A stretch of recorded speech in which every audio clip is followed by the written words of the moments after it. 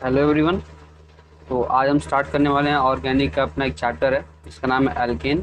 इसी को पैराफिन भी कहते हैं, इसी को सैचुरेटेड हाइड्रोकार्बन भी कहते हैं। तो आज की इस वीडियो में हम लोग कंप्लीट एल्केन पढ़ेंगे। ठीक है, तो इस वीडियो में आज हम लोग कंप्लीट एल्केन को पढ़ेंगे।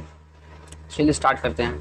सबसे पहले क्या देखते हैं, क्या है, देखो ये जो चैप्टर है ना, स्टार्टिंग दिए गए सबसे पहले एल्केन दिया गया है, फिर एल्कीन पढ़ाया उन्होंने, फिर एल्काइन पढ़ाया है, फिर एल्काइल हैलाइड है, फिर अल्कोहल है, फिर कार्बोनिल कंपाउंड है और एसिड और उसके डेरिवेटिव है। ये इस फ्लो में चलते हैं। जब कभी भी आप एल्केन का ऑक्सीडेशन कराते हो, क्या कराते हो, एल्केन का जब ऑक्सीडेशन कराते हो तो हमें एल्कीन मिलता है। ठीक है, फिर जब एल्कीन को ऑक्सीडाइज कराओगे तो हमें एल्काइन मिलेगा, फिर जब एल्काइन को आप ऑक्सीडाइज करोगे तो हमें आप एल्काइल हैलाइड मिलेगा। इसी तरीके से जब एल्काइल हैलाइड को ऑक्सीडाइज कराओगे तो हमें अल्कोहल मिलेगा, एंड सो फर्दर ऑन हमें बाकी चीज़ें मिल चली जाएंगी। तो जितना हमें आगे वाला मिलता है ना, वो पीछे वालों का एक ऑक्सीडाइज प्रोडक्ट होता है। कौन सा प्रोडक्ट होता है? ऑक्सीडाइज प्रोडक्ट होता है। ठीक है, पीछे वालों का एक ऑक्सीडाइज प्रोडक्ट होता है। बट अगर इसी को हम बैकवर्ड डायरेक्शन में चलते जाए, मतलब अगर हमें सॉरी अगर हमें एसिड डेरिवेटिव से हमें अगर कोई कार्बोनिल कंपाउंड निकालना है तो हम क्या करेंगे, एसिड डेरिवेटिव का हम यहाँ पे रिडक्शन करा देंगे, जिससे हमें कार्बोनिल कंपाउंड मिल जाएगा। हम कार्बोनिल कंपाउंड का रिडक्शन करा देंगे, अल्कोहल मिल जाएगा। अल्कोहल का रिडक्शन करा देंगे, अल्काइल हैलाइड मिल जाएगा। और एंड फर्दर सो ऑन, अगर हम एल्कीन का रिडक्शन करा दें तो हमें एल्कीन मिल जाएगा। हम एल्काइन से भी एल्कीन को प्राप्त कर सकते हैं। ठीक है, तो मतलब कि अगर हमसे पूछता है कि मेथड ऑफ प्रिपरेशन बताइए हमें इनका, ठीक है, तो मेथड ऑफ प्रिपरेशन में क्या होगा, अगर आपको एल्केन का मेथड ऑफ प्रिपरेशन पूछता है तो जाहिर सी बात है आप इन सब को रिड्यूस करा दोगे तो आपको एल्केन मिल जाएगा। ठीक है, तो जो हमारा मेथड ऑफ प्रिपरेशन होगा हम उसमें इन्हीं बातों को पढ़ेंगे कि अगर इनका हम रिडक्शन करा दें तो हमें ये बाकी चीज़ें मिल जाएंगी। चलिए अब स्टार्ट करते हैं जो चैप्टर का सबसे मेन पॉइंट है। यहाँ से देखो, जो C1 टू C14, मतलब कि लाइट काफी डार्क हो गया। हाँ ठीक है, मतलब कि अगर किसी एल्केन के अंदर एक कार्बन से चार कार्बन है, कितना, एक कार्बन है या फिर चार कार्बन है, तो वो गैसेस स्टेट में पाया जाएगा। किस स्टेट में? गैसेस स्टेट में पाया जाएगा। अगर कोई कार्बन कंपाउंड मतलब एल्केन है जिसमें 5 से 7 कार्बन है, कितने कार्बन है? 5 से 7 कार्बन है, तो वो लिक्विड स्टेट में पाया जाएगा। अगर कोई एल्केन जिसमें 18 कार्बन है या फिर उससे ज़्यादा के कार्बन है तो वो सॉलिड स्टेट में पाया जाएगा। ये सबसे सिंपल सी बात है, और एक क्वेश्चन एम्स में पूछा गया था एक बार। ठीक है, एक क्वेश्चन एम्स में पूछा गया था। चलिए, जो हमारा नेक्स्ट स्टेप वो क्या है कि जो एल्केन होते हैं वो नॉन पोलर होते हैं। कैसे होते हैं? जो एल्केन्स होते हैं वो नॉन पोलर होते हैं, मतलब कि इनमें ना ही तो कोई पॉजिटिव चार्ज होता है ना ही कोई नेगेटिव चार्ज होता है। कि हमारा एल्केन यही तो होता है। अब देखो, इसमें ना ही कोई पॉजिटिव चार्ज है ना ही कोई नेगेटिव चार्ज है, कुछ नहीं है इसमें। ठीक है, अब एल्केन की कुछ बातें हैं वो देखते हैं। एल्केन की सबसे पहली बात क्या है कि दे आर केमिकली इनर्ट। ठीक है, तो एल्केन होते हैं वो केमिकली इनर्ट होते हैं, इसीलिए इनको पैराफिन कहा जाता है। ठीक है, पैराफिन का मतलब ये होता है, पैराफिन का जो लैटिन मतलब पैराफिन का जो मतलब होता है, पैराफिन को लैटिन में हम लोग कहते हैं पैरम। ठीक है, लैटिन में पैरम का मतलब होता है लिटिल और एफिन का मतलब एफिनिटी, मतलब कि ये किसी दूसरे के लिए काफ़ी कम एफिनिटी शो करता है, काफ़ी कम उसके लिए चार्ज शो करता है। तो ये केमिकली इनर्ट होते हैं। दूसरा पॉइंट है कि इसका जो डाइपोल मोमेंट होता है वो लगभग लगभग जीरो होता है। ठीक है, इसका डाइपोल मोमेंट जीरो होता है। तीसरा क्या है कि इसके जो मॉलिक्यूल, इसके जो एटम्स होते हैं वो आपस में वंडरवॉल फोर्स ऑफ अट्रैक्शन के थ्रू बाइंडेड रहते हैं। किसके through? Van der Waals force of attraction के थ्रू बाइंडेड रहते हैं। और इसका मेल्टिंग पॉइंट और बॉइलिंग पॉइंट जो रहता है वो काफ़ी लो रहता है। इसका मेल्टिंग और बॉइलिंग पॉइंट जो रहता है वो काफ़ी लो रहता है। देखो, बॉइलिंग पॉइंट जो होता है वो मॉलिक्यूलर वेट के डायरेक्टली प्रोपोर्शनल होता है, मतलब कि जैसे जैसे मॉलिक्यूलर वेट बढ़ेगा वैसे वैसे हमारा बॉइलिंग पॉइंट भी इंक्रीज करता जाएगा, और जैसे जैसे हमारे साइड फोर्सेस बढ़ेंगे बॉइलिंग पॉइंट इंक्रीज करेगा।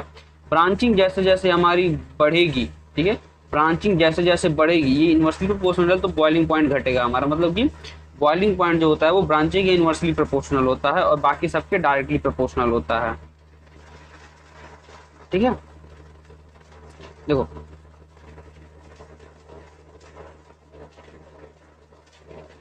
यहाँ पे हमारा एग्जाम्पल दिया हुआ, एग्जाम्पल से देखते हैं। एग्जाम्पल क्या कहता है, जैसे कि देखो हमारे पास एक मॉलिक्यूल C4H10, दूसरा C5H12, तीसरा C6H14। अब देखो मॉलिक्यूलर वेट बढ़ रहा है, मॉलिक्यूलर वेट बढ़ रहा है मतलब कि वंडरवॉल फोर्स ऑफ अट्रैक्शन बढ़ रहा है, मतलब कि बॉइलिंग पॉइंट बढ़ रहा है। दूसरा एग्जांपल देखते हैं, एक आइसोमेरिक एल्कीन लेते हैं, मतलब कि जो आइसोमर बनाता है, ठीक है। फार्मूला तो सेम होगा बट उसके स्ट्रक्चर अलग अलग हो जाएंगे। जैसे कि हमारा C5H12, देखो अभी 3 स्ट्रक्चर बनाता है। पहले तो बनाता है ये नॉर्मल पेंटेन बनाता है, दूसरा बनाता है आइसोपेंटेन, तीसरा बनाता है ये नियोपेंटेन। अब देखो जब नॉर्मल पेंटेन बनाते हैं तो इसमें कोई ब्रांचिंग नहीं है, ठीक है, इसमें कोई ब्रांचिंग नहीं है। लेकिन अब धीरे धीरे हम ब्रांचिंग बढ़ा रहे हैं। देखो जब ब्रांचिंग बढ़ती जा रही है तो हमारा सरफेस एरिया घट रहा है। तो सबसे पहले सरफेस एरिया ये था, अब सरफेस एरिया ये हो गया, अब सरफेस एरिया ये हो गया। मतलब कि जैसे जैसे ब्रांचिंग बढ़ रही है सरफेस एरिया घट रहा है, और सरफेस एरिया घटने की वजह से one over force of attraction घट रहा है, और उसकी वजह से हमारा बॉइलिंग पॉइंट जो है वो घट रहा है। बात समझ में आ गई। अब देखते हैं मेल्टिंग पॉइंट के लिए। मेल्टिंग पॉइंट जो होता है वो सिमेट्रिकल अरेंजमेंट के डायरेक्टली प्रोपोर्शनल होता है। जैसे जैसे सिमेट्री बढ़ेगी मेल्टिंग पॉइंट बढ़ेगा, और जैसे जैसे ब्रांचिंग बढ़ेगी तब भी मेल्टिंग पॉइंट बढ़ेगा। सिमेट्री का क्या मतलब है, देखो हम पिछला एग्जांपल लेते हैं, जैसे हो गया C4H10, C5H12 और C6H14, ये हमने एग्जांपल के तौर पर ले लिया। अब देखो इसको आप स्ट्रक्चरल फॉर्म में दिखाओ, तो इसको स्ट्रक्चरल फॉर्म में कैसे दिखाओगे, इसका स्ट्रक्चरल फॉर्म यही तो है, हाँ इसका स्ट्रक्चरल फॉर्म यही तो है। C4H10 के स्ट्रक्चरल फॉर्म में एक कार्बन, दो कार्बन, तीन कार्बन, चार कार्बन, ठीक है, ये चार कार्बन होगा, बाकी के हाइड्रोजन हमको दिखाते नहीं। अब देखो ये सर्कल वाले कार्बन है, ठीक है, ये कार्बन और ये कार्बन यहाँ पे है, ठीक है, ये दोनों कार्बन अगर अपोजिट डायरेक्शन में है, किसमें अपोजिट डायरेक्शन में है, तभी हमारा एक सिमेट्रिकल कंपाउंड हुआ। कैसा हुआ, सिमेट्रिकल हुआ। लेकिन अगर यही दोनों कार्बन, ठीक है, जैसे देखो अगर यही दोनों कार्बन हमारे सेम डायरेक्शन में हो गए, ठीक है, चाहे नीचे चाहे ऊपर सेम डायरेक्शन में हो, तो ये हमारा अनसिमेट्रिकल बनाता है, और अनसिमेट्री होने की वजह से इसका मेल्टिंग पॉइंट जो होता है वो घट जाता है, ठीक है। अब जैसे कि देखो अब जब हम बात करेंगे आइसोमर में, तो ये कितना आइसोमर बनाता है, 3 बनाता है। पहला एन पेंटेन, दूसरा नॉर्मल पेंटेन, फिर आइसोपेंटेन और फिर नियोपेंटेन। अब देखो जैसे जैसे ब्रांचिंग बढ़ रही है वैसे वैसे इसकी सिमेट्री भी बढ़ रही है, ब्रांचिंग बढ़ रही है वैसे वैसे इसकी सिमेट्री भी बढ़ रही है, और जब सिमेट्री बढ़ेगी तो इसका मेल्टिंग पॉइंट बढ़ेगा। मतलब कि जैसे जैसे ब्रांचिंग बढ़ती है मॉलिक्यूल हमारा सर्कुलर होता चला जाता है। कैसा होता चला जाता है, देखो जैसे जैसे ब्रांचिंग बढ़ती है, जैसे जैसे ब्रांचिंग बढ़ती है वैसे वैसे मॉलिक्यूल हमारा सर्कुलर होता चला जाता है, ठीक है, वैसे वैसे मॉलिक्यूल हमारा सर्कुलर चला जाता है, जिसकी वजह से सरफेस एरिया घटती चली जाती है, ठीक है, सरफेस एरिया जो है वो घटती चली जाती है। अब समझ में आ गया। चलिए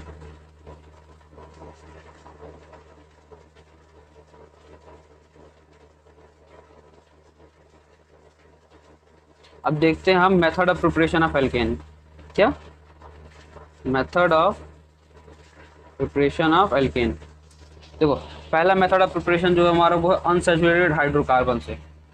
हमने पहले ही कहा था ना कि अगर हमें कोई भी चीज़ प्रिपेयर करनी होगी उसको हम क्या करेंगे, रिडक्शन करवाएंगे।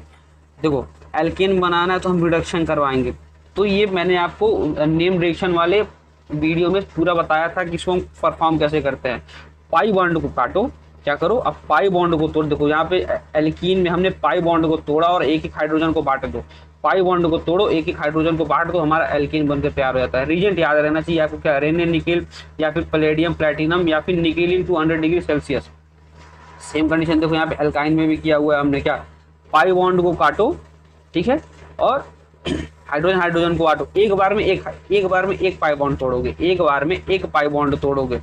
देखो रिएक्शन स्टॉप नहीं हुई, reaction do not stop here, ठीक है, रिएक्शन स्टॉप नहीं होगी और ये फर्दर हमारा टूटेगा। एक पाई बॉन्ड को फिर तोड़ो, एक हाइड्रोजन को बांटो, हमारा एल्कीन बन के तैयार हो गया। एक क्वेश्चन दिया हुआ है उसे आप लोग देख लो। देखो ये हमारा स्ट्रक्चर दिया हुआ है ये हमारा साइक्लोहेक्सेन का स्ट्रक्चर दिया हुआ है। यहाँ पे एक डबल बॉन्ड यहाँ और डबल बॉन्ड CH2 जुड़ा हुआ है। पाई बॉन्ड को काटो, एक एक हाइड्रोजन को बांटो, हमारा प्रोडक्ट तैयार हो जाएगा।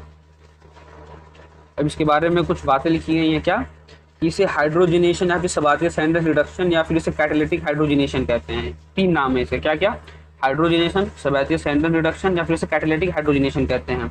इसमें अदर जो ट्रांजिशन मेटल हम यूज कर सकते हैं वो हम पैलेडियम यूज कर सकते हैं या फिर प्लेटिनम डाइऑक्साइड यूज कर सकते हैं। क्या पैलेडियम यूज कर सकते हैं या फिर हम प्लेटिनम डाइऑक्साइड यूज कर सकते हैं, जिसे एडम्स कैटालिस्ट भी कहा जाता है।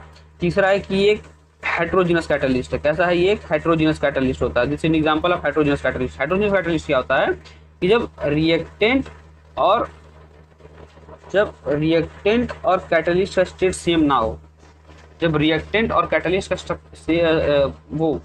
स्टेट सेम नहीं होता है तो हमारा हेट्रोजीनस कैटलिस्ट कहलाता है। जैसे कि एग्जांपल के तौर पे देखो, विल्किंसन कैटलिस्ट जो होता है मतलब कि क्या, triphenyl phosphine rhodium chloride, triphenyl phosphine rhodium chloride, triphenyl phosphine, triphenyl phosphine, देखो ये है हमारा ट्राइफिनाइल फॉस्फीन रोडियम क्लोराइड। ये जो है एक होमोजेनस कैटलिस्ट है, मतलब कि इसका जो रिएक्टेंट और कैटलिस्ट जो होगा वो सेम स्टेट में पाए जाएंगे, तो इसीलिए इसे क्या कहते हैं हम लोग, होमोजेनस कैटलिस्ट कहते हैं।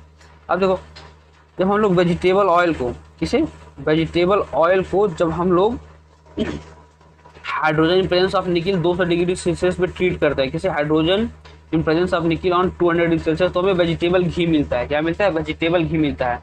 इसे हार्डनिंग ऑफ ऑयल भी कहा जाता है।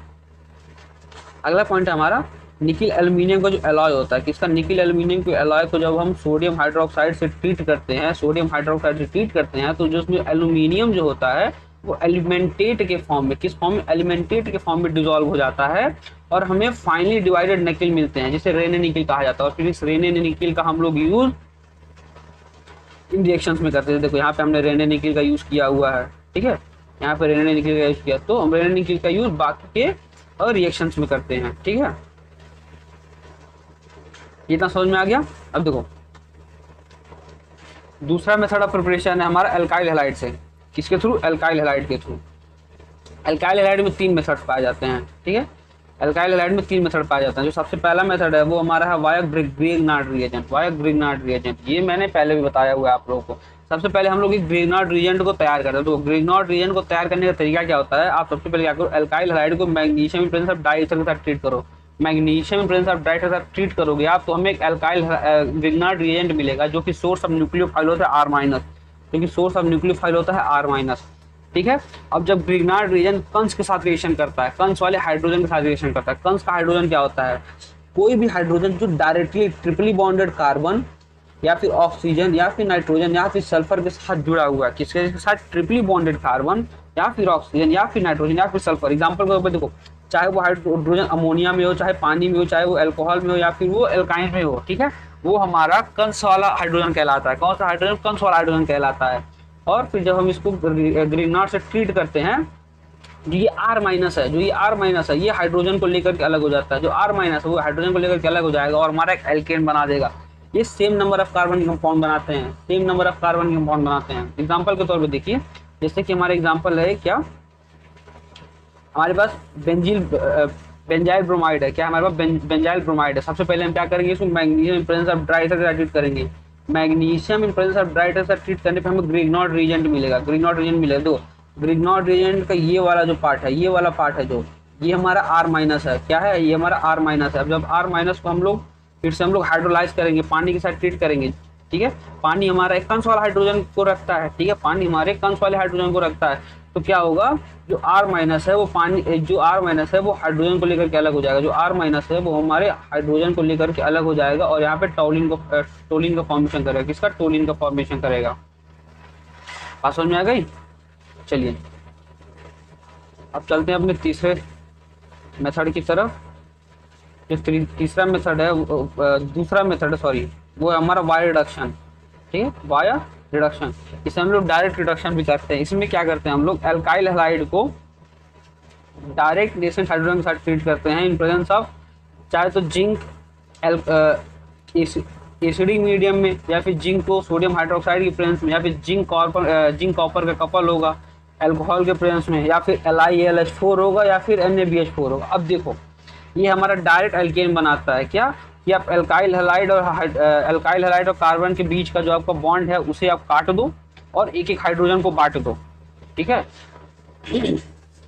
सिंगल बॉन्ड को काटो, एक एक हाइड्रोजन को बांट दो, हमारा एल्केन मिल जाए। अब देखो इसमें दो के साथ प्रॉब्लम क्रिएट होती है। जो पहला प्रॉब्लम होता है वो क्रिएट होता है हमारा LiAlH4 के साथ। इसके साथ LiAlH4 के साथ प्रॉब्लम क्रिएट होता है। क्या ये अगर हमारा जो एल्काइल हैलाइड है, जो हमारा एल्काइल हैलाइड, अगर ये टर्सरी हुआ तो ये क्या करता है, एल्काइल हैलाइड टर्सरी के साथ डीहाइड्रोहेलोजिनेशन करवा देता है। क्या करा देता है, ये डीहाइड्रोहेलोजिनेशन करा देता है। डीहाइड्रोहेलोजिनेशन का मतलब यहाँ देखो, ये हमारा टर्सरी एल्काइल हैलाइड है। ये क्या करेगा, अल्फा से उठाएगा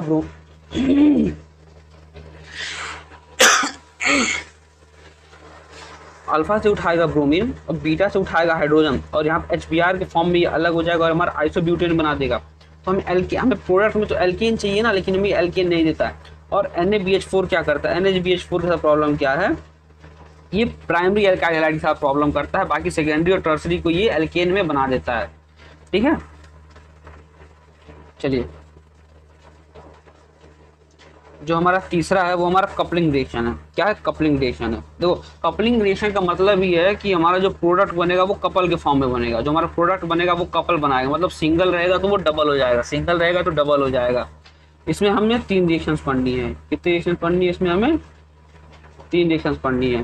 देखो वो 3 रिएक्शन कौन कौन से, पहला है हमारा वुड्स रिएक्शन, दूसरा हमारा फ्रैंकलाइन रिएक्शन, तीसरा हमारा कोरे-हाउस सिंथेसिस। सबसे पहले देखते हैं वुड्स रिएक्शन। पता है यार क्या कि एल्काइल हैलाइड को जब भी हम सोडियम के साथ ट्रीट करते हैं इन प्रेजेंस ऑफ ड्राई ईथर, तो हमें क्या मिलता है, तो हम एल्केन मिलता है और साथ ही साथ हमारा ये 2 NaX अलग हो जाएगा। ठीक है, अब देखो अगर हमने n नंबर ऑफ कार्बन का एल्काइल हैलाइड यूज किया है तो हमें उसके डबल कार्बन का एल्केन प्राप्त होगा। और जो हमारा सोडियम मोनोवैलेंट एटम होता है, कैसा होता है, मोनोवैलेंट एटम होता है, इसलिए हमें सोडियम के 2 मॉलिक्यूल को यूज करने पड़ते हैं यहाँ पे। देखो इसके बारे में, इसमें कुछ पॉइंट्स हैं वो आप लोग नोट करोगे। पहला पॉइंट है कि इससे आप मीथेन को नहीं बना सकते। ठीक, आप मीथेन को बना नहीं सकते। यार एक बात बताओ, मीथेन को आप कैसे बना सकते हो, अगर आप मान लो आपके पास एक कार्बन का एल्काइल हैलाइड है, आप उसको ट्रीट करते हो सोडियम पेंटाइड, तो आपको तो पहला जो एल्केन प्राप्त होगा वो तो आपको इथेन प्राप्त हुआ। पहला एल्केन आपको इथेन प्राप्त हुआ, मतलब कि आप मीथेन को यहाँ से बना नहीं सकते। दूसरा पॉइंट है कि नए कार्बन बॉन्ड को फॉर्म करता है, नए कार्बन टू कार्बन बॉन्ड का ये फॉर्मेशन करता है। तीसरा है कि ये फ्री रेडिकल मैकेनिज्म को फॉलो करता है। किसे फ्री रेडिकल मैकेनिज्म को फॉलो करता है, देखो फ्री रेडिकल मैकेनिज्म क्या कहता है कि जब भी हम देखो जब जो सोडियम वो अपना 1 इलेक्ट्रॉन लूज करके Na+ बना दिया, और ये जो 1 इलेक्ट्रॉन है ये एल्काइल हैलाइड के पास चला जाएगा। ठीक है, और एल्काइल हैलाइड के पास जाने की वजह से जो हैलोजन होगा वो अपने दोनों लोन पेयर लेकर के अलग हो जाएगा। जब दोनों लोन पेयर लेकर के अलग हो जाएगा तो हमारा एक R का फ्री रेडिकल तैयार हो गया, R फ्री रेडिकल तैयार होगा, और ये R फ्री रेडिकल दूसरे R फ्री रेडिकल के साथ कंबाइन करके हमारा प्रोडक्ट का फॉर्मेशन कर देगा। तो मतलब ये एक फ्री रेडिकल मैकेनिज्म है। तीसरा पॉइंट है कि टर्सरी एल्काइल हैलाइड कभी भी वुड्स रिएक्शन नहीं देते हैं। क्यों, क्योंकि इनमें डायमर का फॉर्मेशन ही होता है स्टेरिक हिंड्रेंस की वजह से। ठीक है, ये कंपाउंड इतना बल्कि हो जाता है इसकी वजह से इनमें डायमर का फॉर्मेशन, नो डायमर प्रोडक्ट। ठीक है, कोई भी डायमर प्रोडक्ट नहीं बनता ड्यू टू स्टेरिक हिंड्रेंस। हमारा अगला पॉइंट है कि असेंडिंग रिएक्शन के लिए काम आता है, मतलब कि कार्बनों की संख्या बढ़ाने के लिए इसका हम यूज करते हैं। क्या करते हैं, कार्बनों की संख्या बढ़ाने के लिए इसका हम यूज करते हैं। अब देखो हैलोजन के लिए रिएक्टिविटी ऑर्डर क्या होती है कि सबसे रिएक्टिव जो होता है वो हमारा आयोडीन होता है, उसके बाद हमारा ब्रोमीन होता है, उसके बाद क्लोरीन होता है, उसके बाद फ्लोरीन होता है। ठीक है, तो ये हमारा रिएक्टिविटी ऑर्डर है। मतलब कि अगर Ri को हम लोग ट्रीट करते हैं, ठीक है, वुड्स रिएक्शन के साथ, तो सही है सबसे पहले कन्वर्ट हो जाएगा। उससे कम समय, उससे थोड़ा ज़्यादा समय RBr लेगा, उससे थोड़ा ज़्यादा समय RCl लेगा, और उससे थोड़ा और ज़्यादा समय RF लेगा। ठीक है, अब देखो only symmetrical alkene having even carbon can be prepared. हम उन्हीं एल्केन को प्रिपेयर कर सकते हैं जिनके पास कैसे हो, सिमेट्रिकल कार्बन हो। देखो अगर हम अनसिमेट्रिकल एल्कीन प्रिपेयर करना चाहेंगे ना, कैसे अनसिमेट्रिकल, तो हमें अनसिमेट्रिकल एल्कीन अकेले नहीं मिलेंगे, हमें मिक्सचर ऑफ एल्कीन प्राप्त होगा। क्या प्राप्त होगा, हमें मिक्सचर ऑफ एल्कीन प्राप्त होगा। They can not be separated, और इनको हम सेपरेट नहीं कर सकते हैं, because we will get mixture of alkanes. देखो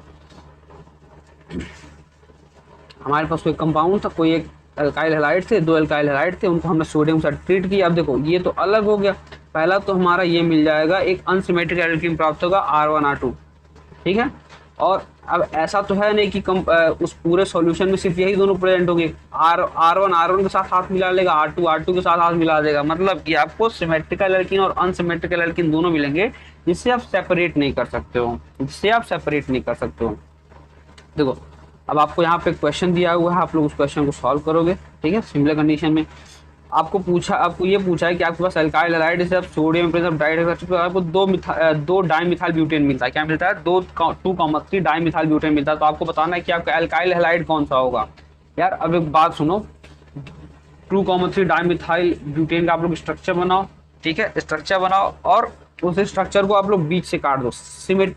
सिमेट्री याद रखना, आप उस स्ट्रक्चर को बीच से काट दोगे तो आपका जो देखो हमें पता है क्या कि हमें रिएक्टेंट साइड पे एक आर मिलता है और प्रोडक्ट साइड पे जाते हैं तो हमें 2 आर मिल जाते हैं। ठीक है, मतलब कि इसमें जो एक आर होगा वही तो हमारा रिएक्टेंट होगा, तो इसका जो एक आर होगा वो हमारा रिएक्टेंट, मतलब कि जो हमारा प्रोडक्ट रिएक्टेंट होगा वो हमारा होगा आइसोप्रोपाइल ब्रोमाइड। क्या होगा? Isopropyl bromide.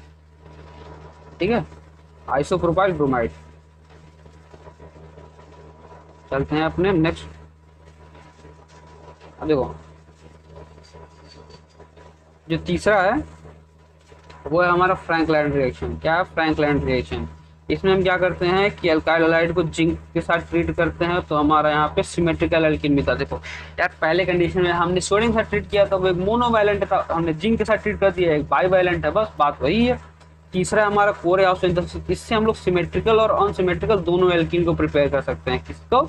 सिमेट्रिकल एल्कीन और अनसिमेट्रिकल एल्कीन दोनों को प्रिपेयर किया जा सकता है। इसमें एक रिएजेंट इस्तेमाल होता है, गिलमैन रिएजेंट कहते हैं। क्या कहते हैं? गिलमैन रिएजेंट कहते हैं। वो होता है हमारा R2CuLi। क्या होता है? R2CuLi। इसे कहते हैं डाई एल्काइल लिथियम क्यूपरेट। क्या कहते हैं इसे हम? Dialkyl lithium cuprate. Dialkyl lithium cuprate. तो यहाँ पे हमारा R है ना, ये कुछ भी हो सकता है, ये हमारा R कुछ भी हो सकता है। देखो R कुछ भी कहने का मतलब क्या है? प्राइमरी हो सकता है, सेकेंडरी हो सकता है, या फिर टर्सरी हो सकता है। लेकिन जो एल्काइल हैलाइड है ना उसमें सिर्फ प्राइमरी होगा। एल्काइल हैलाइड का जो R होगा वो सिर्फ प्राइमरी रहना चाहिए। ये SN2 मैकेनिज्म को फॉलो करता है। क्या करता है? SN2 मैकेनिज्म को फॉलो करता है। जो ये R है ना, ये पीछे से अटैक करेगा, इस R के ऊपर ये पीछे से अटैक करेगा। जब ये पीछे से अटैक करेगा तो एक R को लेकर के अलग हो जाएगा, दूसरा R RCU बना लेगा और तीसरा LIF बना लेगा। ये मैंने आपको नेम रिएक्शन वाले वीडियो में भी अच्छे से बताया होगा। और जो ये गिलमैन रिएक्शन होता है ये source of nucleophile R minus होता है। क्या होता है?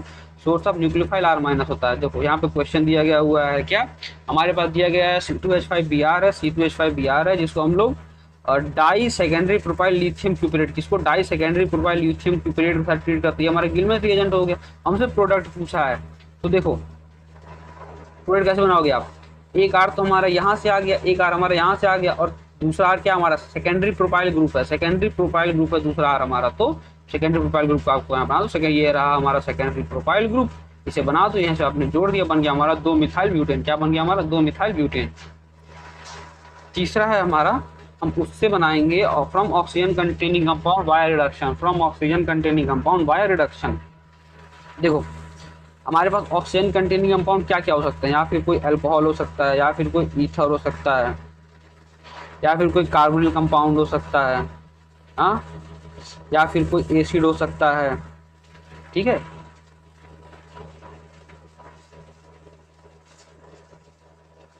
अब देखो यहाँ इस कंडीशन में जो ये ग्रुप लगा हुआ है, जो ये ग्रुप लगा हुआ है, ठीक है, ये जो ग्रुप लगा हुआ है, ये ग्रुप जो हो सकता है वो क्या क्या हो सकता है? चाहे क्लोरीन हो सकता है, चाहे OR हो सकता है, चाहे O C double bond R हो सकता है, लेकिन ये अमोनिया नहीं हो सकता। अभी बताते हैं अमोनिया क्यों नहीं हो सकता। अब ये देखो, जब आप इसको रेड फास्फोरस प्लस HI, ये रिएजेंट आप लोग याद रखो, सबसे इंपॉर्टेंट रिएजेंट है ये रेड फास्फोरस प्लस HI। इसको हम लोग एल्केन प्रेमी के नाम से भी जानते हैं। किस नाम से आते हैं? इसको हम लोग एल्केन प्रेमी के नाम से भी जानते हैं। ये क्या करता है? ये सिर्फ और सिर्फ ऑक्सीजन कंटेनिंग जितने फंक्शनल ग्रुप होता है ना, ये सिर्फ उन्हीं को रिड्यूस करता है। जितने भी ऑक्सीजन कंटेनिंग फंक्शनल ग्रुप है ये सिर्फ और सिर्फ उन्हीं को रिड्यूस करता है। क्या करेगा? कार्बन ऑक्सीजन के बॉन्ड को काटो, सुनो, कार्बन ऑक्सीजन के बॉन्ड को काटो, हाइड्रोजन को बांटो। कार्बन ऑक्सीजन के बॉन्ड को काटो, जितना बॉन्ड आप काटोगे उतने हाइड्रोजन को आप बांट दो। देखो यहाँ पे आपने एक बॉन्ड काटा तो एक हाइड्रोजन इधर, एक हाइड्रोजन इधर। यहाँ पे आपने एक बॉन्ड को काटा, एक बॉन्ड को यहाँ काटा, तो एक हाइड्रोजन यहाँ पे, एक हाइड्रोजन यहाँ पे, ठीक है, फिर एक यहाँ हाइड्रोजन। देखो 2 बॉन्ड को काटा, 2 H यहाँ, 2 H यहाँ। देखो अब यहाँ पे इसको पहले स्ट्रक्चर को खोलो, स्ट्रक्चर आपका ये बन गया। 2 बॉन्ड ऊपर, 1 बॉन्ड नीचे काटा, 2 H ऊपर बांटा, 1 H नीचे बांटा। यहाँ पे देख लो ग्रुप लगा हुआ है, किसी ग्रुप को हमने अलग किया, 1 H यहाँ, ऊपर वाले 2 को H को यहाँ काटा, यहाँ पे हमारा 3 H हो गया। देखो ये हमारे प्रोडक्ट बनते चले गए, प्रोडक्ट बनते चले गए। बात समझ में आ गई? अब देखो इसमें हम लोग NH2 को क्यों नहीं ले सकते? जब हम NH2 को लेंगे ना, ये हमारा एक्सेप्शन होता है। लेकिन एक्सेप्शन क्या है यार? बात सुनो नॉर्मल सी। यहाँ पे जब आप काटोगे अमाइड, मान लो हमारे पास कोई एक कंपाउंड जो हमारा अमाइड है, तो ऑक्सीजन को काटोगे आप, रेड फास्फोरस प्लस HI से ट्रीट करोगे, तब तो हमें प्राइमरी अमीन मिल गया। क्या मिल गया? यहाँ पे हमें प्राइमरी अमीन मिल गया। जब प्राइमरी अमीन मिल गया तो हमारा प्राइमरी अमीन हमें प्रोडक्ट के तौर पे थोड़ी ना चाहिए यार, हमें प्रोडक्ट के तौर पे तो एल्केन चाहिए, लेकिन हमें मिल क्या रहा है? Primary amine. तो इसीलिए हम NH2 का यूज नहीं करेंगे यहाँ पे। अगला जो है वो है हमारा फ्रॉम कार्बोनिल कंपाउंड, एक कार्बोनिल कंपाउंड से लेंगे, ठीक है। कार्बोनिल कंपाउंड को देखो इसमें दो होते हैं, इसमें दो होते हैं, क्या क्या, पहला होता है हमारा क्लीमेंसन रिडक्शन, दूसरा होता है हमारा वुल्फ क्रिस्टनर रिडक्शन। क्या होता है? दूसरा होता है हमारा वुल्फ क्रिस्टनर रिडक्शन, ठीक है। पहला होता है हमारा क्लीमेंसन रिडक्शन, दूसरा होता है हमारा वुल्फ क्रिस्टनर रिडक्शन। देखो ये दोनों के दोनों को ना जब आप कार्बोनिल कंपाउंड से ट्रीट करते हो तो ये आपको सीधा का सीधा आपको ये एल्केन प्राप्त करवाते हैं, एल्केन प्राप्त करवाते हैं। लेकिन इसमें कुछ डिफरेंस होता है, इसमें कुछ डिफरेंसेस होते हैं। देखो यहाँ पे जो ये जिंक होता है ये अमेलगेटेड जिंक होता है। कौन सा जिंक होता है? अमेलगेटेड जिंक होता है। यहाँ पे हमने हाइड्रोजन को यूज किया, hydrogen in presence of sodium alkoxide, hydrogen in presence of sodium alkoxide, ठीक है।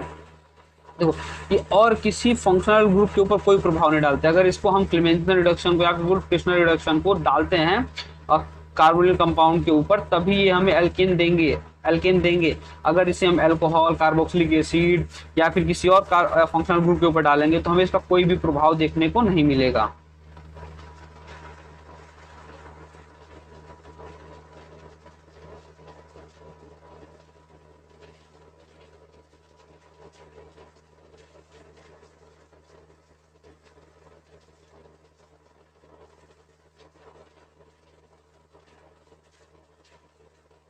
देखो एक हमारा क्वेश्चन है, इसमें हमने क्या किया हुआ है कि hydrogen in presence of sodium alkoxide, hydrogen in presence of sodium alkoxide को हमने डाला है। देखो ये क्या करेगा, सिर्फ कार्बोनिल वाले को ही रिड्यूस करेगा, ये सिर्फ कार्बोनिल वाले को ही रिड्यूस करेगा, ये अल्कोहल को छुएगा तक नहीं, ये अल्कोहल को छुएगा तक, OH को छुएगा तक नहीं, तो इसीलिए हमारा ये बन गया।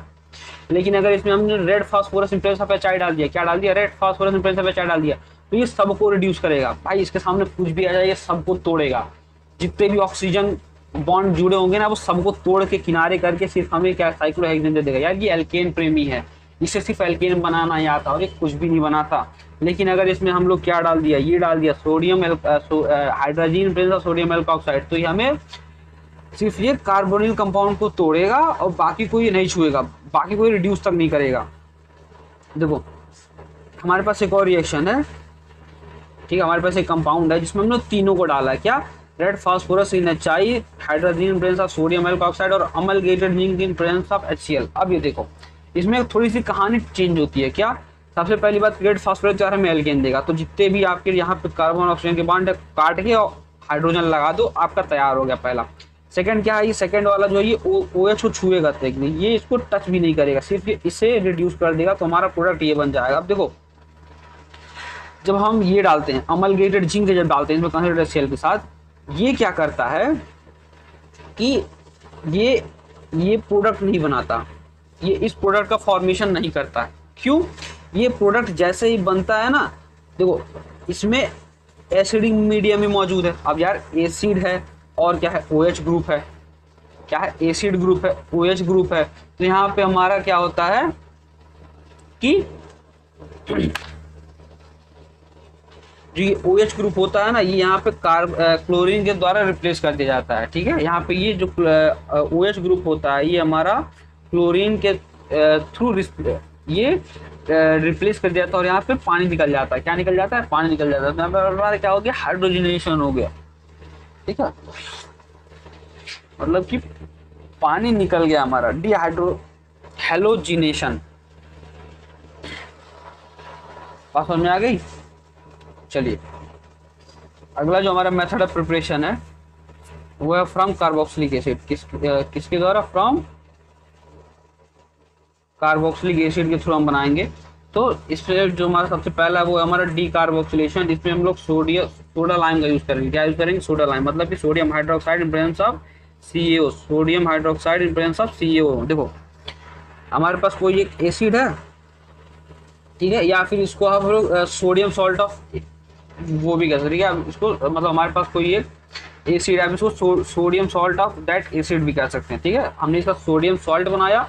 अभी सोडियम सॉल्ट क्या होगा, COO क्या होगा, ये सोडियम हाइड्रोक्साइड के NaO को लेकर के अलग हो जाएगा, NaO को लेकर हो जाएगा, सोडियम बाइकार्बोनेट बना लेगा, अब सोडियम बाइकार्बोनेट बना लिया। अब यहाँ पे जो हमारा ये आ रही है H को लेकर के अलग हो गया, हमारा क्या बना दिया, एल्केन बना दिया। देखो अगर यहाँ पे N नंबर ऑफ कार्बन है तो जो हमारा प्रोडक्ट बनेगा ना वो एक कार्बन कम का एल्केन देगा। कितने का? एक कार्बन कम का एल्केन बनाएगा, एग्जाम्पल के तौर पे देखो यार, एग्जाम्पल के तौर पे देखो, हमारे पास बेंजोइक एसिड है या फिर कोई भी एक डाई कार्बोक्सिलिक एसिड है, बेंजोइक एसिड या फिर कोई भी एक डाई कार्बोक्सिलिक एसिड है, और हमने इसको ट्रीट किया है सोडा लाइम के साथ, तो ये हमें बेंजीन भी देगा। फाइनल प्रोडक्ट हमारा बेंजीन बनाएगा। ठीक है, सभी COH को हटा करके हाइड्रोजन लगा दो, सभी COOH को हटा करके हाइड्रोजन लगा दो, तो हमारा प्रोडक्ट हमें मिल करके तैयार हो जाएगा। कुछ बातें क्या, ये डिसेंडिंग रिलेशन के लिए यूज किया जाता है, मतलब कि अगर हमें कार्बन के कम प्रोडक्ट, मतलब एक कार्बन का कम प्रोडक्ट चाहिए, हम तब ये उसके लिए यूज करते हैं। Note, beta keto acid easily decarboxylate even simply on heating.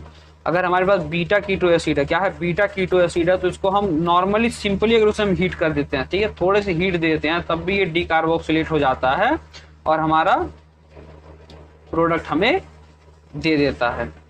ठीक है,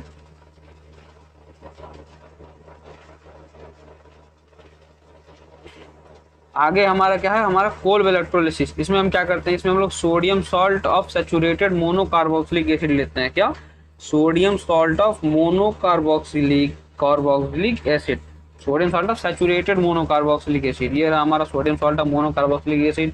इससे हमने इलेक्ट्रोलिसिस कराया इन प्रेजेंस ऑफ पानी के साथ, तो हमारे यहाँ पे एल्केन मिल गया, और ये जो कार्बन डाइऑक्साइड ये एनोड पे जाके जमा हो जाएगा, और जो हमारा हाइड्रोजन निकलेगा वो कैथोड पे जाकर के जमा हो जाएगा। ठीक है, आपको एग्जाम में क्वेश्चन कैसे पूछेगा, आपको प्रोडक्ट देगा, उस पर लिख देगा कोल्ब इलेक्ट्रोलिसिस, आपको सीधा प्रोडक्ट बनाना है, रिएक्टेंट दे दिया हमारा, कोल्ब इलेक्ट्रोलिसिस लिख दिया, अब आप प्रोडक्ट बना दो सीधा थड़ा। ठीक है, देखो जैसे कि ये रहा हमारा एग्जाम्पल के तौर पे, हमें यहाँ पे लिख करके नहीं आया, बट यहाँ पे कोल्ब इलेक्ट्रोलिसिस लिख करके आएगा। ठीक है, जो कोल्ब इलेक्ट्रोलिसिस लिख करके क्या करो आप यहाँ पे COOH को तोड़ के अलग कर दो इसका। ठीक है, आप इसका फ्री रेडिकल बना दो, दोनों फ्री रेडिकल को आपस में जोड़ते हैं, हमारे यहाँ पे बाइफिनाइल का फॉर्मेशन हो गया, बाइफिनाइल का फॉर्मेशन हो गया। याद देखो, ये वही बताया कि जो हमारा कार्बन डाइऑक्साइड है ये एनोड पे जाता है, और ये होता है हमारा हाइड्रोजन कैथोड पे जाता है, तो कैसे फॉर्मेशन होता है वही चीज़ है। ये हमारा एनोडिक रिएक्शन और कैथोडिक रिएक्शन बताता है। ठीक है, अब जल्दी कर रहे हो तो इसको कवर ना कर पाएंगे, इसमें टाइम लगेगा समझाने में। देखो, ये फ्री रेडिकल मैकेनिज्म को फॉलो करता है, सबसे पहली बार फ्री रेडिकल मैकेनिज्म को फॉलो करता है। इससे भी हम लोग मीथेन को नहीं बना सकते। इसका pH होता है वो कंटिन्यूसली इंक्रीज करता रहता है। क्यों? क्योंकि NaOH का फॉर्मेशन होता जाता है, NaOH का फॉर्मेशन होता है, तो pH जो है वो इंक्रीज करता रहता है, और इसमें नए नए कार्बन बॉन्ड का फॉर्मेशन होता है, नए कार्बन बॉन्ड का फॉर्मेशन होता है। देखो, अगर हमें मीथेन बनाना है तो इसमें हम लोग जो रिएक्शन करते हैं वो यूजिंग मिथेनाइड। मिथेनाइड क्या होता है हमारा, याद रखेंगे आप लोग, क्या, एल्यूमिनियम कार्बाइड Al4C3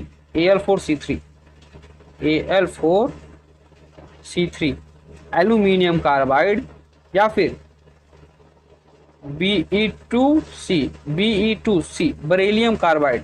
ठीक है, इन्हीं दोनों को हम लोग मिथेनाइड कहते हैं। क्या कहते हैं? मिथेनाइड कहते हैं। इसको हम पानी के साथ ट्रीट करते हैं तो ये हमें सीधा सीधा मिथेन दे देता है, और ये अपने हाइड्रोक्साइड में बदल जाता है, एल्यूमिनियम का हाइड्रोक्साइड और बेरिलियम का हाइड्रोक्साइड।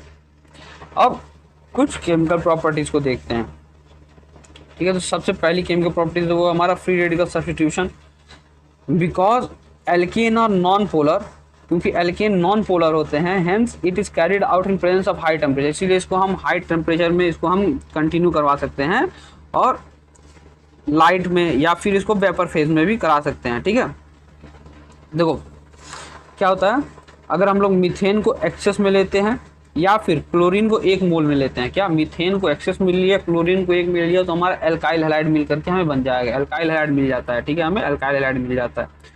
तो सबसे पहला हमारा जो केमिकल प्रॉपर्टीज वो है halogenation, attack by halogen free radical. इसमें क्या करते हैं हम लोग, हैलोजन का फ्री रेडिकल तैयार करवाते हैं, फिर उससे अटैक करवाते हैं।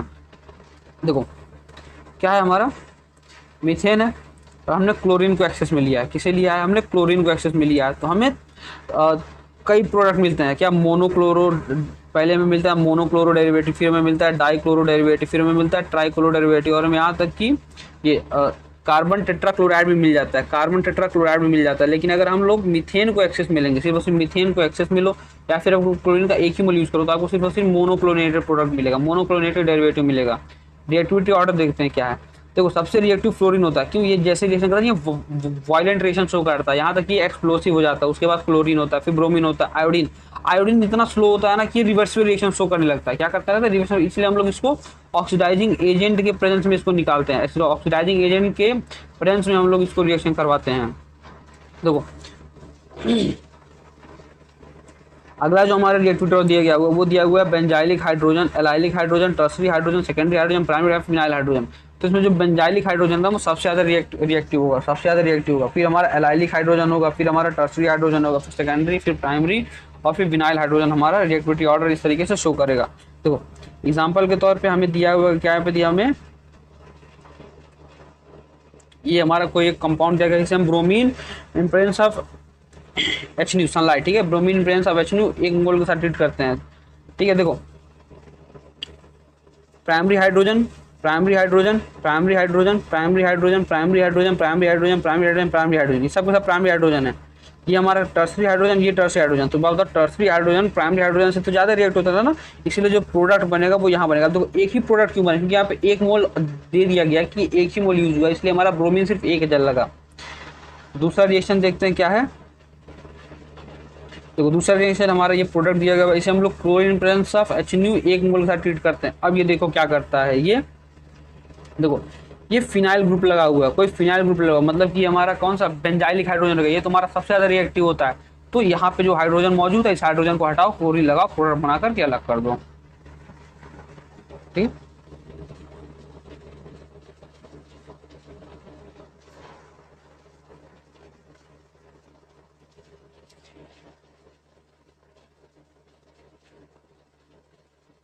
देखो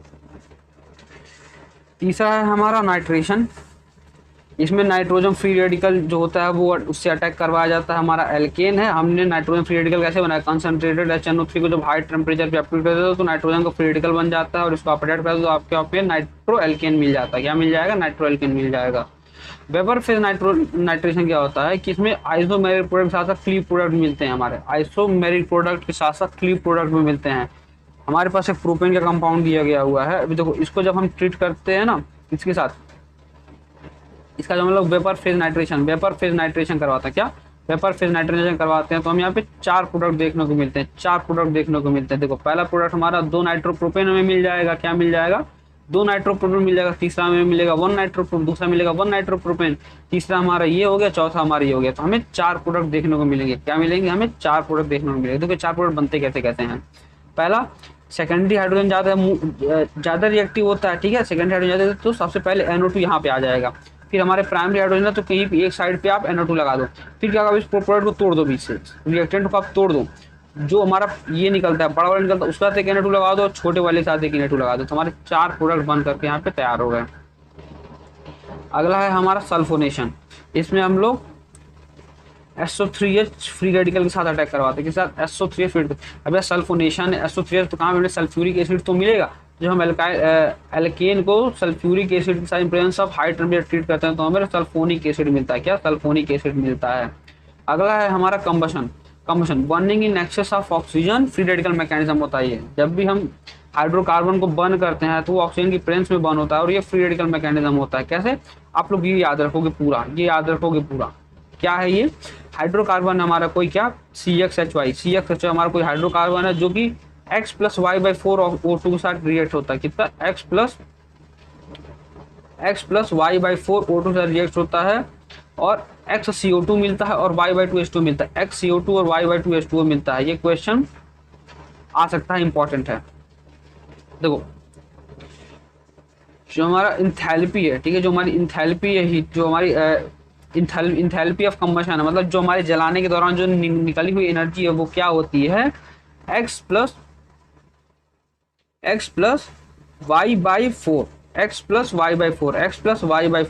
देखो X+Y/4 ये डायरेक्टली प्रोपोर्शनल होता है, इनवर्सली प्रोपोर्शनल होता है ब्रांचिंग, इनवर्सली प्रोपोर्शनल ब्रांचिंग। क्या दिया है, पहले कार्बन को, देखो ये अगर आप इसको चेक करना है ना, एंथैल्पी ऑफ कंबशन चेक करना, सबसे पहले क्या करोगे, सबसे पहले आप कार्बन को और फिर हाइड्रोजन को चेक करेंगे। सबसे पहले आप कार्बन को चेक करोगे फिर आप हाइड्रोजन को चेक करोगे, ठीक है। सबसे पहले आप कार्बन को चेक करोगे फिर आप हाइड्रोजन को चेक करोगे। जैसे कि देखो हमें इंथैल्पी मतलब चेक करना था कि हमें इंथैल्पी बताइए कैसे कैसे होगी।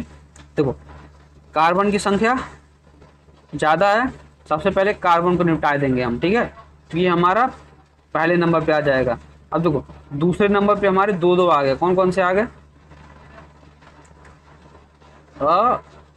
देखो यहाँ पे भी दो कार्बन, यहाँ पे भी दो कार्बन, और यहाँ पे एक कार्बन। कितने कार्बन, यहाँ पे दो कार्बन, यहाँ पे एक, दो कार्बन, यहाँ पे एक कार्बन। अब देखो फिर हम हाइड्रोजन को चेक करेंगे, क्या करेंगे हम हाइड्रोजन को चेक करेंगे, ठीक है, तो Y/4 हाइड्रोजन को चेक करेंगे हम।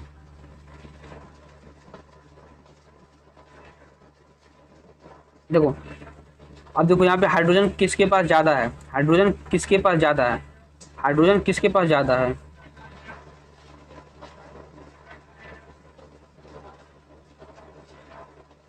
सॉरी यार ये, हाँ ठीक है। अब देखो इन दोनों कंपाउंड में कार्बन हाइड्रोजन कार्बन की दो दो अमाउंट है, कार्बन के दो दो है, ठीक है, तो हम इसके साथ जाएंगे, क्या इसके साथ जाएंगे, ठीक है, तो ये हमारा सेकंड पे आ जाएगा। ये हमारा जो enthalpy of enthalpy of combustion होगा, ये देखो सबसे पहली बात ये ब्रांचिंग इन्वर्सली होती है, ब्रांचिंग इन्वर्सली होती है, तो यार ये तो हमारे सब सब ब्रांच प्रोडक्ट बनते जा रहे हैं ना, सबके सब हमारे ब्रांच प्रोडक्ट हैं और ये हमारा अनब्रांच है। तो सबसे पहले हम क्या करेंगे, कार्बन को चेक करेंगे, तो कार्बन के तौर पे हमारा ये पहला हो गया, और इसमें हमारी ब्रांचिंग सबसे कम है, ब्रांच सबसे कम है, तो ये हो गया। अब देखो इसमें दोनों कार्बन के बराबर है, कार्बन बराबर होने की वजह से हम हाइड्रोजन को चेक करेंगे, हाइड्रोजन हमारा जिसमें सबसे कम होगा, ये हमारा हाइड्रोजन इसमें 4 यहाँ पे 6, तो ये हमारा तीसरे और हमारे चौथे पे आ जाएगा। देखो हमारे आइसो ग्रुप लेते हैं, हम एक आइसो ग्रुप लेते हैं C5H12, क्या C5H12, C5H12। अब देखो जैसे जैसे ब्रांचिंग बढ़ेगी, जैसे जैसे ब्रांचिंग बढ़ेगी इंथैल्पी ऑफ कंबशन घटेगा, जैसे जैसे ब्रांचिंग बढ़ेगी इंथैल्पी ऑफ कॉम्बिनेशन घटेगा, इंथैल्पी ऑफ कंबशन घटेगा। तीसरा है हमारा catalytic oxidation, catalytic oxidation, catalytic oxidation. इसमें सिर्फ और सिर्फ हम लोग क्या मेथनॉल को प्रोड्यूस करने के लिए ये इस्तेमाल, ये हमारा मैन्युफैक्चरिंग मेथड, क्या है मैन्युफैक्चरिंग मेथड। इसमें क्या करते हैं, मीथेन को हम लोग नेसेंट ऑक्सीजन में ट्रीट करते हैं, copper in presence of 100 atmospheric pressure 200 degree Celsius, तो हमारा मेथनॉल मिलता है हमें।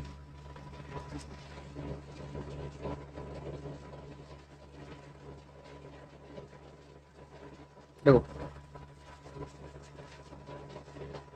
अगला है हमारा, वो तो हमारा मीथेन लेकर के चला गया। अगला है हमारा टर्सरी, जब हम क्या करेंगे टर्सरी एल्केन को जब हम लोग अल्कलाइन के MnO4 से ट्रीट करेंगे, अल्कलाइन के MnO4 से ट्रीट करेंगे, तो हमें यहाँ पे टर्सरी अल्कोहल मिलेगा, क्या मिलेगा, टर्सरी अल्कोहल मिलेगा। देखो एग्जाम्पल के तौर पर हम आइसोब्यूटाइल या फिर सेकेंडरी मिथाइल प्रोपेन को हम इससे ट्रीट करेंगे अल्कलाइन के MnO4 से, तो हमें 2 मिथाइल प्रोपेन 2ऑल मिलेगा, क्या मिलेगा, 2 मिथाइल प्रोपेन 2ऑल मिलेगा, ठीक है, क्या मिलेगा हमें, 2 मिथाइल प्रोपेन 2ऑल, 2 मिथाइल प्रोपेन 2ऑल। यार ये वाला हाइड्रोजन तो ज़्यादा रिएक्टिव है ना, तो इसलिए यहाँ से हाइड्रोजन हटेगा और यहाँ पे OH लग जाएगा। अगला है हमारा आइसोमेराइजेशन, आइसोमेराइजेशन। इसमें क्या होती है कि ब्रांचिंग इंक्रीज होती है। देखो एन पेंटेन था, हमने एन पेंटेन को ट्रीट किया anhydrous AlCl3 in presence of HCl के साथ, हमें आइसोपेंटेन मिल गया। फिर आइसोपेंटेन को हमने AlCl3 कंसंट्रेटेड HCl के साथ ट्रीट किया, तो हमें यहाँ पे नियोपेंटेन मिल गया, ठीक है। इससे क्या होती है, ब्रांचिंग बढ़ती है। अगला है हमारा एरोमेटाइजेशन, अगला है हमारा एरोमेटाइजेशन, ठीक है। ये क्या होता है हमारा, conversion of aliphatic compound to aromatic compound, conversion of aliphatic compound to aromatic compound, ठीक है। एलिफैटिक कंपाउंड को हम लोग एरोमेटिक कंपाउंड में बदलते हैं। देखो इसमें हम लोग MCB का यूज़ करते हैं, किसका, MCB का यूज़ कर सकते हैं, MCB का यूज़ कर सकते हैं। MCB क्या है हमारा, MO2O3, MO2O3, Cr2O3 और B2O5, क्या क्या, MO2O3, MO2O3, Cr2O3 और B2O5, ठीक है। तो एरोमेटाइजेशन हम लोग MCB का यूज़ कर सकते हैं इन प्रेजेंस ऑफ हाई टेम्परेचर और हाई प्रेशर। ये हमारा डिहाइड्रोजिनेशन शो करता है और ये सपोर्टेड ओवर होता है एल्यूमिना के, सपोर्टेड ओवर एल्यूमिना, ठीक है। तो इससे हमारा क्या मिल गया, देखो हमारा एन हेक्सेन है, ये एन हेक्सेन है, तो एन हेक्सेन का हम क्या बना लेंगे, यहाँ पे हमें बेंजीन मिल जाती है, क्या मिल जाती है, बेंजीन मिल जाती है, और हाइड्रोजन हमारे 4 अलग हो गए, हाइड्रोजन 4 हाइड्रोजन अलग हो गया। अगला है हमारा एनहेप्टेन, अगला है हमारा एनहेप्टेन,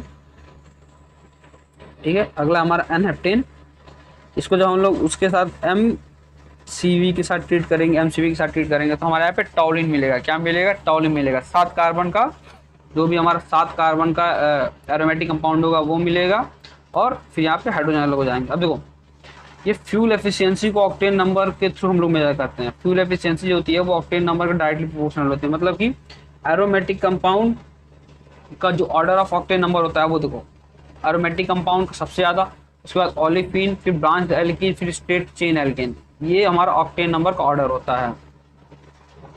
अगला है हमारा पायरोलिसिस। ठीक है, पायरोलिसिस, इसको थर्मोलिसिस या फिर इसे क्रैकिंग भी कहते हैं। ठीक है, क्या क्या, पायरोलिसिस, थर्मोलिसिस या फिर क्रैकिंग भी कहते हैं। ये फ्री रेडिकल मैकेनिज्म को फॉलो करता है। इसमें क्या कहते हैं हम लोग, किसी बिग हाइड्रोकार्बन को, किसी बड़े हाइड्रोकार्बन को छोटे छोटे फ्रेगमेंट्स में तोड़ते हैं। किसी बड़े हाइड्रोकार्बन को छोटे छोटे फ्रेगमेंट्स में तोड़ते हैं। जैसे कि हमारे पास कोई हाइड्रोकार्बन दिया गया हुआ है, इसको हम लोग किसके साथ, Al2O3, Cr2O3 और SiO2 के साथ हम लोग ट्रीट करेंगे हाई प्रेशर और हाई टेम्परेचर पे। तो यहाँ पे देखो, जब कार्बन और हाइड्रोजन के बीच का बॉन्ड टूटा, जब कार्बन और हाइड्रोजन के बीच का बॉन्ड टूटा तो हमें एल्कीन मिला। क्या मिला हमें, एल्कीन मिला, ये मिला हमें।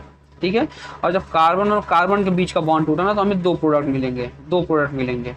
ठीक है, अब देखो, जो हमारे पेट्रोल गैस या फिर केरोसिन ऑयल होते हैं ना, जो पेट्रोल गैस या फिर केरोसिन ऑयल होते हैं, जब इन्हें हीट करते हैं हम सेम जमीन, तो हम थर्मोलिसिस या फिर पायरोलिसिस या फिर हम लोग क्या क्रैकिंग करवाते हैं इनकी, तो हमें ऑयल गैस या फिर पेट्रोल गैस मिलता है। क्या मिलता है हमें, ऑयल गैस या फिर पेट्रोल गैस मिलता है हमें। ठीक है, आपसे क्वेश्चन पूछा गया है कि आईपीएससी, देखो क्या दिया गया है, यहाँ पे एक पॉइंट लिखा हुआ है कि लास्ट 3 रिएक्शन, लास्ट की जो 3 रिएक्शन है, ठीक है, उनमें IAP are used to increase the efficiency of fuel. IAP, ठीक है, लास्ट की 3 रिएक्शन जो है हमारी, लास्ट की 3 रिएक्शन जो है हमारी क्या, ये आइसोमराइजेशन, एरोमेटाइजेशन और पायरोलिसिस, IAP, इनको हम लोग एफिशिएंसी ऑफ फ्यूल को बढ़ाने के लिए यूज करते हैं। क्या, एफिशिएंसी ऑफ फ्यूल को बढ़ाने के लिए यूज करते हैं। क्वेश्चन दिया हुआ है वो आप देख लेना। IPSC नेम लिखना है आपका किसका, tetra tertiary butyl methane, tetra tertiary butyl methane. आप लोग इसका स्ट्रक्चर बना हुआ है, बट आप लोग इसके ऊपर खुद से बना करके ट्राई करोगे।